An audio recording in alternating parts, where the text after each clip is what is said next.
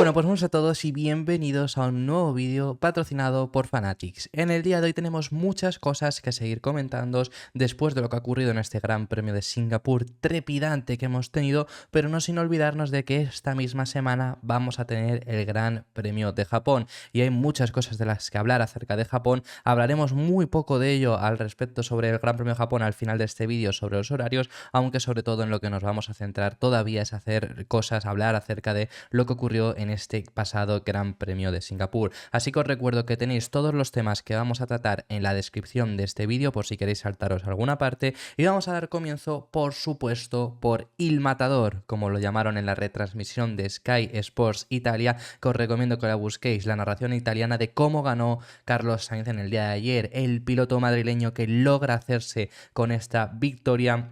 Es el primer piloto que logra ganar esta temporada que no sea perteneciente al equipo Red Bull. Es el primer piloto que rompe la racha tan histórica que estábamos viendo de Red Bull. Ha tenido que ser Carlos Sainz en el sitio donde se hablaba de esa posible 33, que ahora hablaremos acerca de Aston Martin y demás, después de ya lo hablado en el día de ayer, pero en ese mismo lugar, en ese mismo escenario, bajo la noche de Singapur, Carlos Sainz logra su segunda victoria de la temporada con un gran premio espectacular el que estuvo realizando en el día de ayer el piloto de Ferrari, y lleva un rendimiento desde que hemos vuelto sobre todo del parón veraniego que está siendo espectacular, porque habla mucha gente por supuesto de Monza y de esta carrera, pero es que Zandvoort fue un rendimiento donde acabar quinto con aquel Ferrari tal y como estaba rindiendo en Zandvoort era increíble aquel resultado que logró hacer, con un Leclerc que no fue capaz ni siquiera, por ejemplo, de llegar a clasificar entre los 10 primeros, un Leclerc que en la salida cometió errores y se tocó contra otros pilotos, mientras que Sainz pudo, en todo el caos de Zandvoort, acabar finalmente en ese quinto puesto. Para que os hagáis una idea, no tenía ritmo de carrera hasta el punto de que Gasly le pasa en pista teniendo que haber servido una sanción de 5 segundos, es decir, perdió esos 5 segundos y aún así se los recortó y la adelantó en pista, para que veáis lo mal que rendía aquel Ferrari. Luego llegaron a Italia, logró la pole, intentó defenderse como pudo de aquellos Red Bull que ahí en ese momento eran imparables, y llegó a Singapur, la primera oportunidad que parecía donde Red Bull realmente estaba siendo vulnerable. Sainz logró hacerse con la pole y ha gestionado la carrera de una manera sencillamente única, gestionando los neumáticos toda la primera parte de la temporada de la carrera hasta llegar al momento del Virtual Safety Car, y donde los Mercedes pusieron ese neumático medio que desde luego iban a volar e iban a ir mucho más rápido, y Carlos Sainz con esos neumáticos duros empezó a tirar todo lo que podía ya con ese compuesto de neumáticos bastante usado y acabar aguantando esa carrera. Además, hay un aspecto crucial que le hizo conseguir mantener esta carrera, conseguir mantenerse en esa victoria, pero antes de todo esto os tenemos que poner unas declaraciones del piloto madrileño hablando de lo difícil que ha sido esta victoria. Lo hablaba en DAZN, y sobre todo de la presión que tenía puesta sobre sus hombros, posiblemente la carrera con más presión que ha corrido en la Fórmula 1, porque como él mismo bien comenta, no es lo mismo correr y que tengas otra oportunidad de victoria, no es lo mismo saber que puedes tener otras oportunidades de victoria que correr sabiendo que esta es la única vez que puedes llegar a lo mejor a optar por victoria. Veremos Japón, pero por ahora esta ha sido la única vez en toda la temporada en 15 carreras, es decir, es una presión inmensa, además saliendo primero, teniendo a todos los pilotos por detrás queriendo tu puesto porque todos querían esa victoria. Russell lo dejó bastante claro, tenemos que hablar de George al final de este vídeo, pero eso fue lo que dijo Carlos Sainz, estas son sus propias palabras. Carlos, ¿te das cuenta de lo que has hecho? Es el primer piloto que gana un piloto Red Bull esta temporada. Vaya. Sí, la Fácil verdad de decir, que todavía no, pero es la verdad muy buen momento y una muy buena victoria, ¿no? Muy importante para Ferrari, muy importante para mí. Teníamos una oportunidad en todo el año, esa oportunidad llegó en Singapur y la hemos aprovechado, que no es fácil. Siempre hay más presión, ¿no? Cuando solo tienes una oportunidad. Y hoy también hemos estado bajo presión toda la carrera, ha habido que pensar, ha habido que hacer tácticas, ha habido que controlar los neumáticos, controlar el DRS, y lo hemos hecho todo perfecto y nada, nos llevamos la victoria para casa. Y os tenemos que hablar acerca de ese clave que hizo Carlos Sainz para conseguir aguantar aquella victoria, pero antes de todo esto os tenemos que hablar del patrocinador de este vídeo, Fanatics. Fanatics es el distribuidor oficial de la ropa de la Fórmula 1, donde contarás con productos que son 100% oficiales que llegan desde los propios equipos hasta tu casa. Si quieres vestir como cualquier piloto de la parrilla, ya sea Fernando Alonso, ya sea Carlos Sainz, sea Sergio Pérez, Lewis Hamilton o cualquiera que te puedas imaginar, lo tienes que hacer comprando su ropa en Fanatics. Cuentan con todo el catálogo que te puedas imaginar, incluso con ropa especial y hasta 365 días de plazo de devolución. Además, si compras la ropa mediante el link que te encuentras en la descripción o en el comentario fijado, contribuirás un poco más al canal. Así que, ¿cuál es esa clave que le hizo a Carlos Sainz conseguir esta victoria? Gestionó la carrera extremadamente bien, ya lo hemos estado comentando, lo hizo de una manera espectacular, pero hay algo que fue definitorio y es que Carlos Sainz dejó adrede acercarse a Lando Norris a final de carrera. ¿Por qué estuvo haciendo esto? Esto lo ha comentado hasta el propio equipo Ferrari, diciendo que no se les había ocurrido a ellos, fue el propio piloto madrileño desde dentro del coche a quien se le ocurrió. ¿Y cómo se lo transmitió? Cuando estaba acercándose Russell, Ferrari le estaba indicando el gap que había entre él y Russell, y él dijo que cambiaran el objetivo y que le dijeran cuánto hueco había entre Norris. Ahí empezó a manejar ese hueco para darle el DRS, porque Norris no estaba teniendo el ritmo para conseguir pasar a Ferrari, pero si Norris contaba con DRS, se iba a poder defender de Russell. Carlos sabía de sobra que si Russell pasaba a Norris, porque no tenía de forma de defenderse con esos neumáticos más nuevos e iba a ser un adelantamiento fácil, iba a pasar lo mismo con él. Por eso le estuvo dejando a Norris ese DRS, que al final consiguió también ese doble podio entre él y su amigo, que es Lando Norris, como sabemos, desde la etapa en McLaren.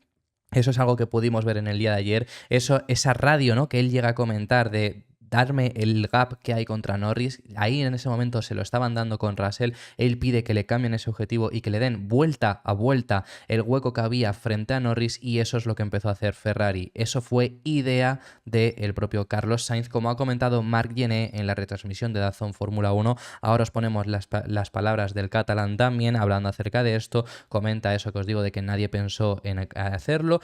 Además, Sainz post carrera luego también hablando sobre esto, cuando ya empezó a salir en las declaraciones, cuando fue a hablar en otro de los medios, lo que respondió es que sabía bien dónde dejarse algo de tiempo para que Norris mantuviera el DRS, pero no dejárselo en zonas donde pudiera ser más vulnerable y que a lo mejor Lando intentase ese ataque, ¿no?, intentase ese adelantamiento. Entonces lo gestionó hasta ese nivel, y ya vais a ver las propias palabras también de Marc Gené hablando de lo bien gestionada que estuvo la carrera en todos los ámbitos por parte de Carlos Sainz hasta este nivel, hasta darse cuenta dentro del coche de cosas que en el muro no se estaban dando cuenta que podían realizar. Pero esto la verdad que no es nuevo, sí que es aún más impresionante por esa presión que el propio piloto comenta que tenía esta carrera, por la presión que es ya de por sí hacerlo en Singapur. Eso lo hace aún más impresionante, pero sabemos que Carlos es capaz de este tipo de cosas porque lo ha hecho en muchas ocasiones, a corregir al muro propio de las estrategias que realizaban, y en este caso a hacer algo que ni ellos mismos se les había imaginado. Estas son las palabras de Marc Gené,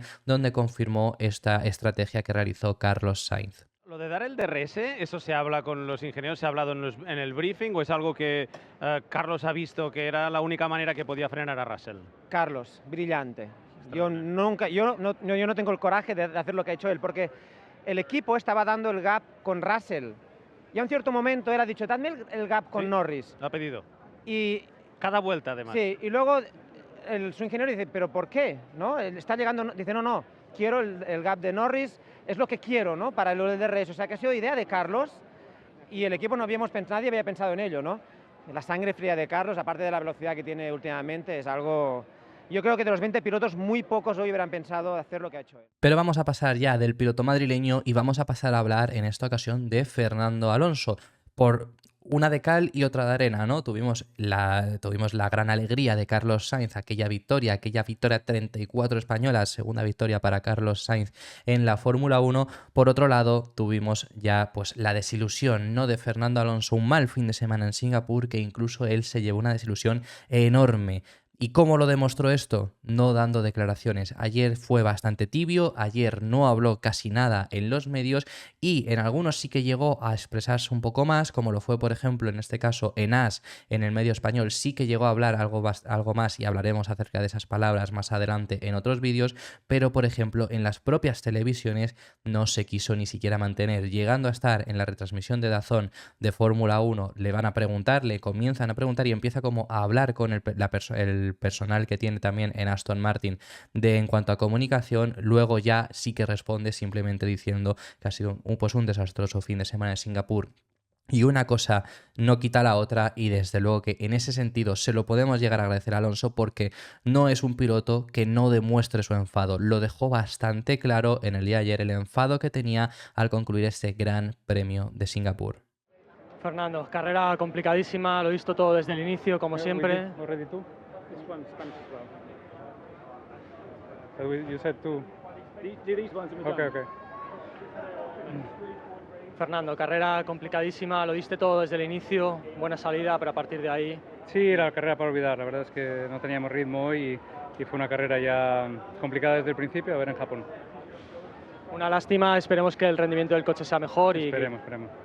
Gracias. Y os tenemos que hablar más en detalle de lo que ha sido, de lo que ha ocurrido, de lo que el propio Alonso ha dicho, de lo que han dicho desde el equipo Aston Martin, pero desde luego que ha sido bastante desastre, y de lo que ya han incluso hablado por Japón, pero todo eso lo hablaremos más adelante. Lo que tenemos que hablar en este momento es acerca de lo que se está hablando en redes, de si Alonso corrió con esa suspensión rota en el Aston Martin o no. Esto es un tema que se está hablando bastante y aquí os lo vamos a desgranar. Y rápido, sencillo, respondiendo a la pregunta, Alonso no corrió con una suspensión rota. Por mucho que se esté diciendo, por mucho que estén saliendo imágenes y demás, lo que puede ser es que no estuviera en plenas condiciones, que estuviera dañada, si eso sí que la imagen que ha salido lo llega incluso a demostrar, pero Alonso no corrió con una suspensión rota. No digamos que Alonso tiene una suspensión rota para poner excusas de ese mal ritmo. Tuvieron un ritmo mucho peor al esperado, mucho peor al visto el viernes, y esa es la realidad. Ya está, es lo que vimos el domingo. No fue por una suspensión rota, por un fallo que tuvieran o cualquier cosa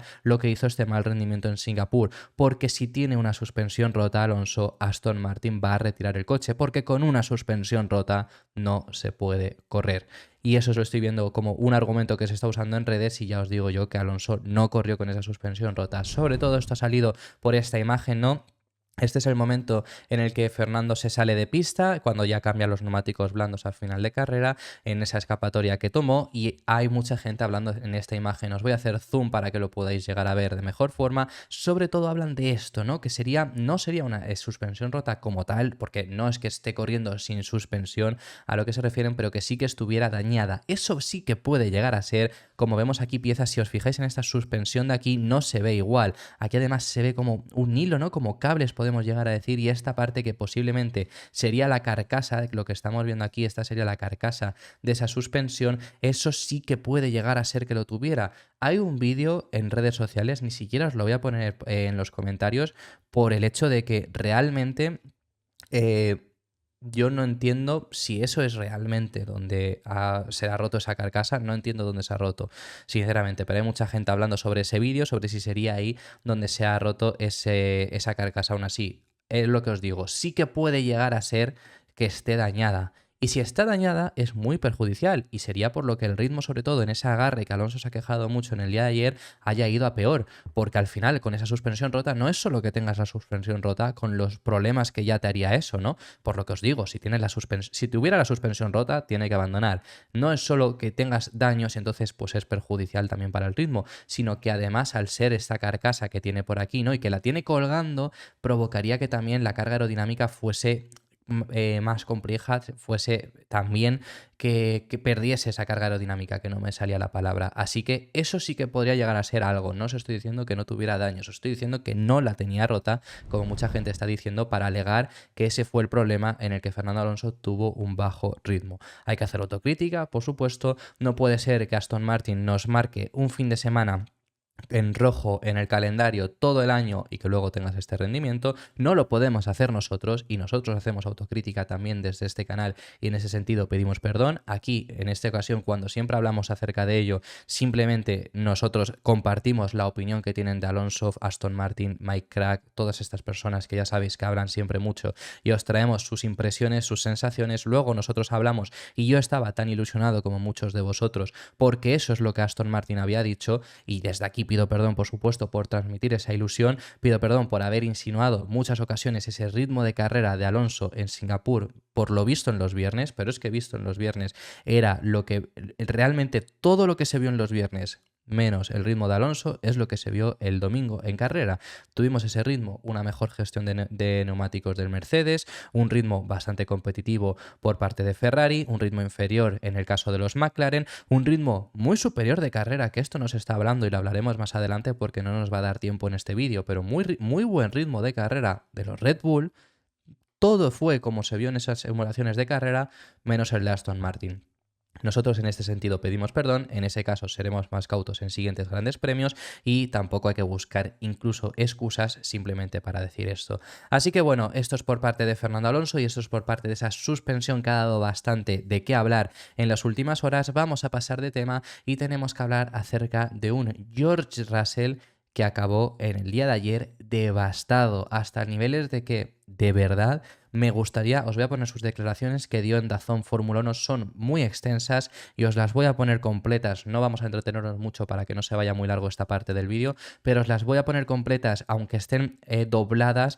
Escuchad la voz de Russell, escuchad cómo le tiembla la voz, como estaba casi llorando, y en el vídeo se ve aún mejor por verse incluso la cara. Os recomiendo sino que le busquéis, ya no la de DAZN Fórmula 1, pero en cualquiera estaba de igual forma, echándose toda la culpa a él por lo que ocurrió en el día de ayer, ese incidente que tuvo en la última vuelta quedándose fuera por haber tocado con el muro y haber perdido no solo la victoria, porque la victoria fue posible para Russell, sino aunque fuera únicamente el podio. Así que se le ve devastado y estas son las palabras del piloto británico. George, antes de nada, lo siento mucho porque creo que merecías el podio y quiero preguntarte por la carrera, el concepto, carrera complicada, Carlos gestionando, controlando el ritmo. Y tú pensabas si sabías lo que estaba haciendo Carlos. Sí, estaba claro lo que hacía, estaba gestionando la diferencia y en un circuito como este es lo que había que hacer. Así que enhorabuena para él. Tuvimos suerte con el Virtual Safety y ha sido una pena. Estábamos tan cerca de la victoria. Carlos ha hecho un gran trabajo gestionando el DRS con Lando. Yo tenía una oportunidad con Lando, medio coche de diferencia y le hubiera pasado y quizá a Carlos después. Pero ahora estamos aquí, habiendo chocado en la última vuelta. Estoy sin palabras, un pequeño error con consecuencias enormes. Estoy un poco descorazonado, pero hay que seguir adelante. A veces se gana, otras se pierde, ha sido por ello. Ha sido una buena decisión por parte del equipo el poner este neumático medio. En general, Mercedes ha hecho un gran trabajo. Ha hecho un grandísimo trabajo el equipo. Siento mucho no haberles podido darle ese podio que se merecían por mi parte. Obviamente, Lewis lo heredó. Hemos estado haciendo un gran trabajo y estoy muy orgulloso del progreso que hemos hecho. Por mi lado ha sido un año tan turbulento, el rendimiento ha sido bueno y los resultados terribles. Algo que aprender, porque no lo entiendo. Siento que estoy pilotando mejor que nunca, mi ritmo es mejor que nunca, mejor que el año pasado, pero no llegan los resultados.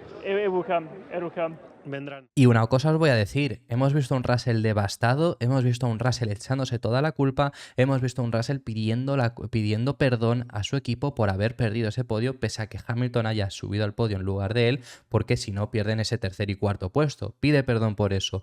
Aún así, una cosa os voy a decir, me parece muy valiente lo que hizo en el día de ayer George Russell, siendo sincero. Es decir, ya en esa vuelta, viendo que eres incapaz de adelantar a Norris, quizá lo que muchos hubieran hecho es simplemente conformarse con ese tercer puesto, conformarse con ese podio e ir hasta el final y asegurar esa última vuelta. ¿Hubiera sido listo? Por supuesto que sí, pero muy valiente lo que hizo también en el día de ayer George Russell, intentando ir incluso hasta ese límite, sabiendo que era muy difícil completar el adelantamiento frente a Norris en esa última vuelta, aún así hacerlo.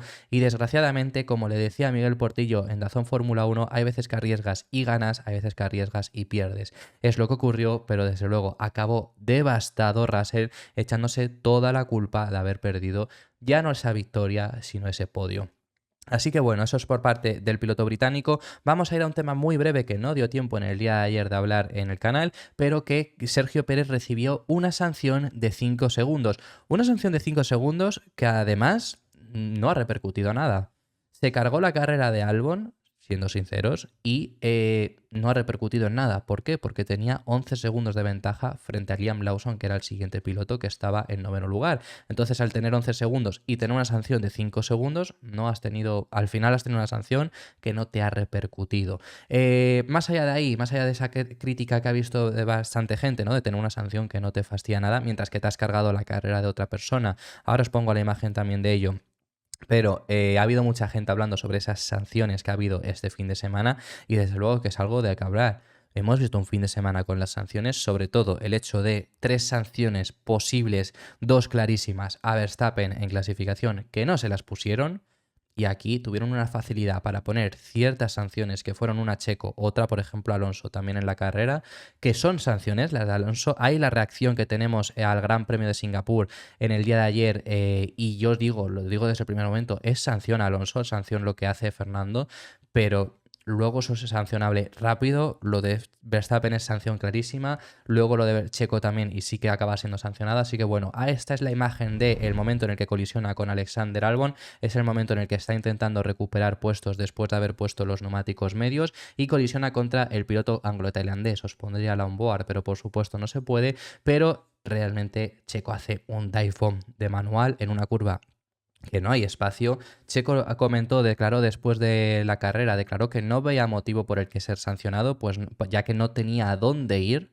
Eso es lo que estuvo diciendo en ese intento de adelantamiento, pero esto obviamente no fue afirmado así por los comisarios. Los comisarios dijeron que era Albon quien tenía la posición ganada y lo es. Os recomiendo que vayáis a buscar esa onboard y es claramente, antes de entrar en la curva, está claramente por delante, antes de entrar en frenada. Checo alarga mucho la frenada en una curva donde no lo puedes hacer menos por el interior, salvo que estés ya en paralelo, pero no estaban en paralelo.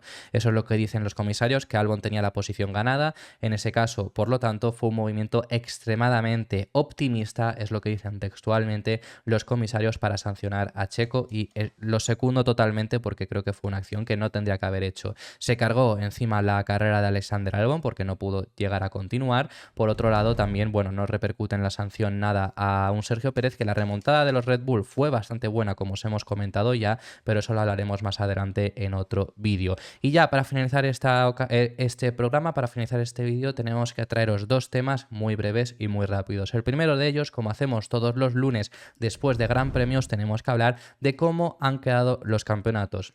Hay ciertos cambios en el Mundial de Pilotos, ningún cambio de posición en el Mundial de Constructores. Vamos a empezar por el primero, que por supuesto es Verstappen, con esos 10 puntos extiende un poco ese liderato y Checo se mantiene en ese segundo puesto, perdiendo algo más de puntos, 6 puntos más frente a Max Verstappen. Lewis Hamilton se pone tercero en el Mundial, podríamos llegar a decir líder de este Mundial, descontando a los Red Bull, ¿no? Después de que Alonso no puntuase por primera vez esta temporada. Con esos 16 puntos, Hamilton se pone 10 puntos de ventaja frente a Fernando Alonso.